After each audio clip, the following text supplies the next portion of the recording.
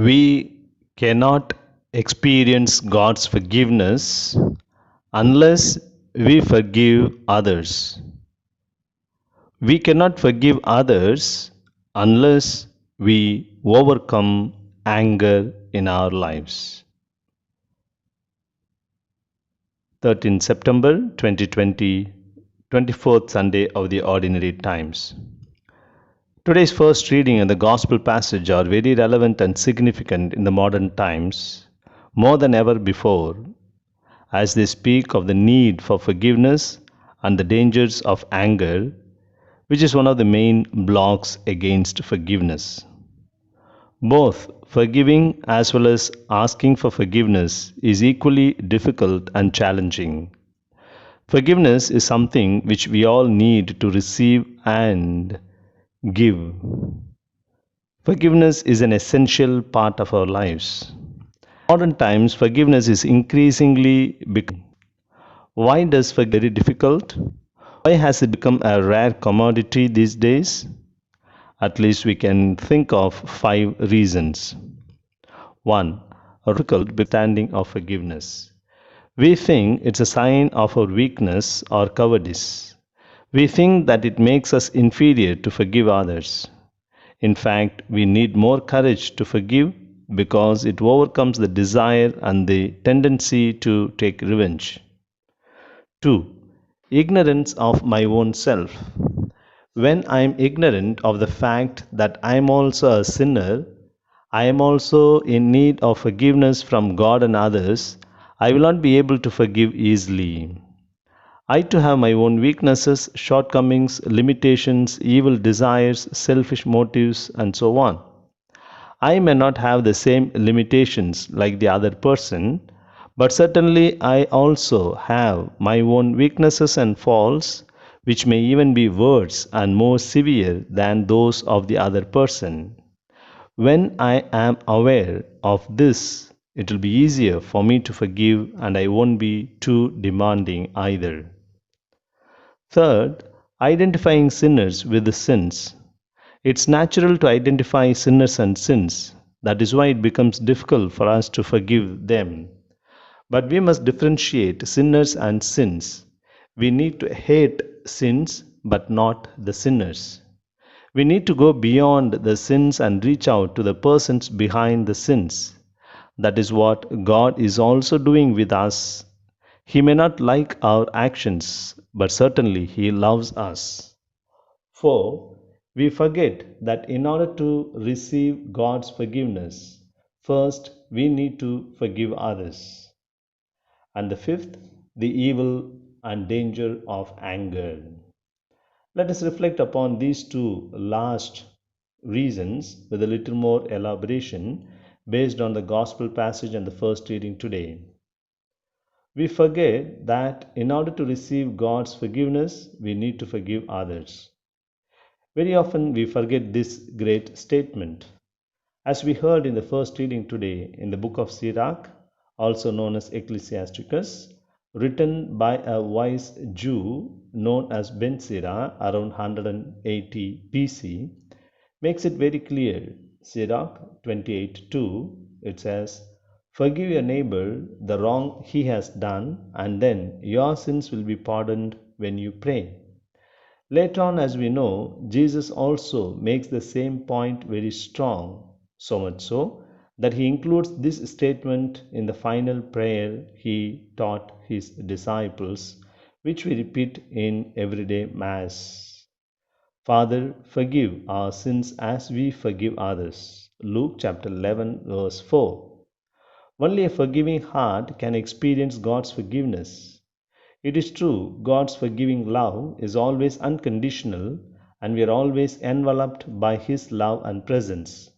But in order to experience that love, forgiveness in me, in order to make it my own, I must have a forgiving heart.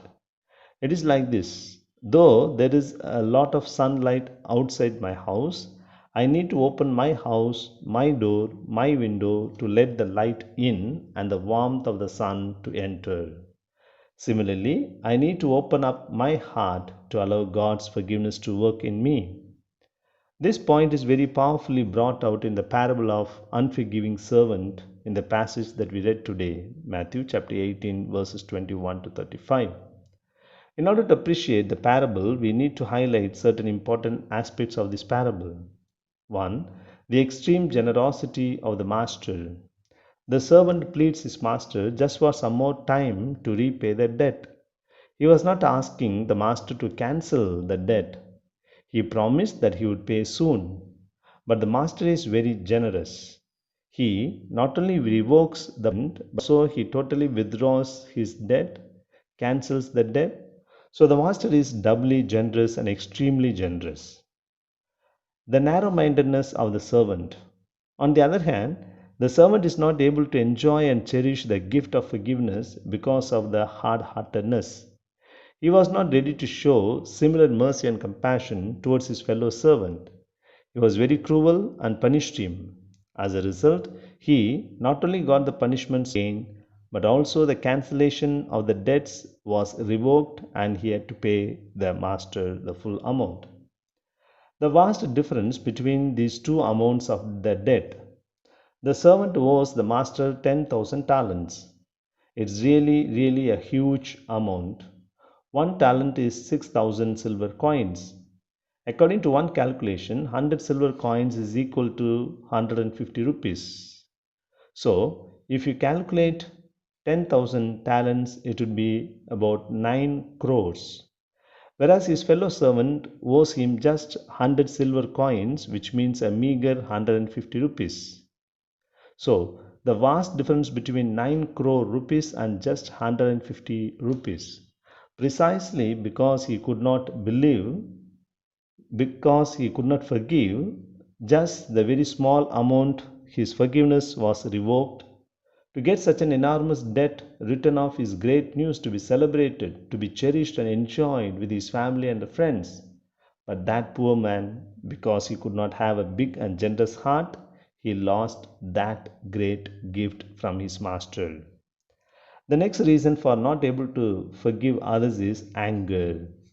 As we read in the first reading today, Sirach 27:30 says, "Anger and wrath, these also are abominations, and the sinful man possesses them." Anyone can be angry, that is easy. But to be angry with the right person, to the right degree, at the right time, for the right purpose, in the right way, that is not easy. Our emotions need to be aware of state of mind. Otherwise, in anger, our words and actions go uncontrolled. There may be several factors that trigger anger in us: a sense of disappointment or not being understood, frustration, unhappiness, hurt feelings, or criticism from the others, and so on. We are also angered when we face others' criticisms, and when they ignore us, we get angry. When our ego is hurt, we get angry. But a little deeper reflection shows that nobody or nothing can make us angry, in fact. In any situation, either I am right or the other party, other person is right. If I am right, I need not get angry because I am right and the truth is with me. I need not shout, I can just politely speak out. And if the other person is right, I don't have the right to get angry. Occasions that make us angry are not in our control, but how we react to them is certainly in our control. Often in our daily situations, we react rather than act. In anger, very often we raise our voice because our hearts get distanced, so we have to shout louder so that the other person is able to hear it. On the other hand, in love and friendship, we don't need to shout because we are drawn closer. But it needs a lot of self awareness. Let not others decide how we must feel and in what way we must act. Let us in control of our moods. Let us be in control of our moods and words, actions and attitudes. We all need to develop a peace of mind. We need emotional and mental detachment. Detachment here does not refer to an attitude of indifference, nor a lack of insensitivity, nor a lack of sensitivity. Rather, it means going by common sense and inner strength. In anger, our reason works slower as emotions get stronger. When anger gets intensified, we are not in control of our words or actions. Later, we sit back and regret for them. A sad example. It actually happened. A man was washing his new car, very expensive car. His little son, 4 to 5 years old, was watching him for a while. Suddenly, he took a small stone and started scribbling on the door of the car. When his father just happened to notice it, he was so furious that he shouted at the little boy, and in the moment of anger, he just banged on the boy's little hand with the iron handle of the brush with which he was cleaning the car. The little boy was screaming, and it was profusely bleeding on the right palm. He was rushed to the hospital. On examining him, the doctor said, "Very sorry, except the thumb, all the other four fingers are very badly damaged. There are several fractures.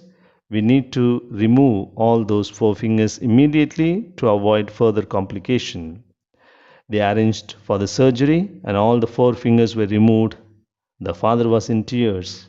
He could not forgive himself for what he had done to that little boy. When the boy came to his consciousness, he gently asked his father, "Oh, Dad, when will my fingers grow again?" To hear this, his heart was broken. Later, he returned home in a desperate mindset. He happened to see that of the body, scribbling of the boy on the door of the car, and to his shock, he found there, "I love you, Dad." The man could not believe his eyes. His heart was broken into several pieces again. He could not forgive himself for being very cruel and brutal to his little loving son, and in that desperate anxiety, he committed suicide that night.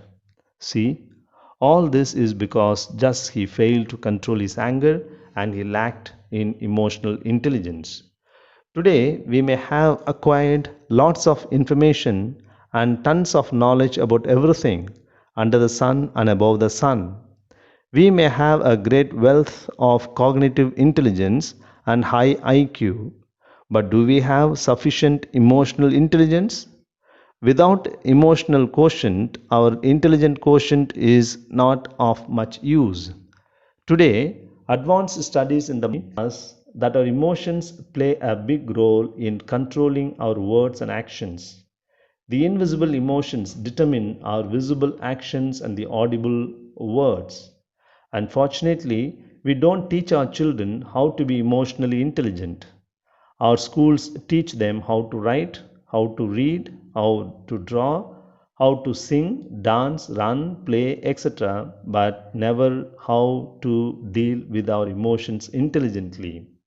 The children are left to learn from their parents, and it is sad that not all the parents are intelligent emotionally. For instance, if the father is angry with the boss in the office, he shows that on his wife at home. If the mother is angry with the father, her husband, that he shows on the child. And the child thinks that if you are angry with someone who is stronger than you need to show it on someone who is weaker than you. So if the child is angry with the parents, he shows it on his pet dog. Jesus is an excellent example for being emotionally intelligent. For instance, in John chapter 2, we've read about his getting angry with the traders at the Jerusalem temple.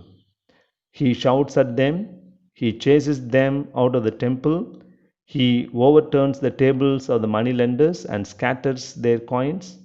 But when he goes to the simple merchants of the pigeon sellers selling doves, he tells them, "Take them away from here."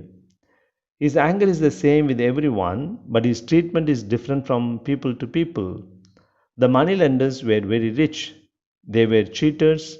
When simple poor people exchanged their money, own currency, to get the money to offer in the temple, They cheated them by giving less than the equivalent. Jesus was angry with them and behaved with them very violently. But the simple merchants selling doves were poor. He did not want to cause a loss to them. He did not want to harm the pigeons by throwing their cages either. Rather, he tells them, take them away.